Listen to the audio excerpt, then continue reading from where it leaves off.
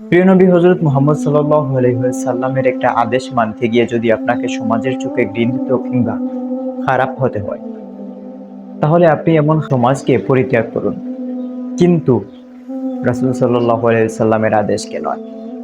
সম্পূর্ণ ভিডিওটি যদি মনোযোগ সহকারে দেখতে পারেন তাহলে দেখেন, যদি ধৈর্য না থাকে তাহলে চলে যান।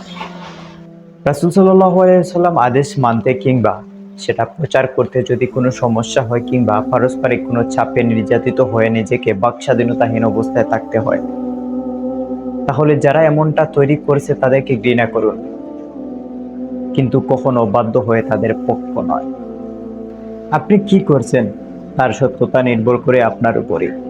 আশেপাশের লোকজন এটাকে মন্দ নাকি খারাপ বললো সেটা দেখার কোনো টাইমই নেই। মনে রাখতে হবে, আশেপাশের মানুষ সব সময় যে আপনার উপকার চাইবে বিষয়টি এমন নয়। কখনো কখনো তাদের স্বার্থের জন্য আপনার ভালোটাকেও খারাপ বানিয়ে দেবে।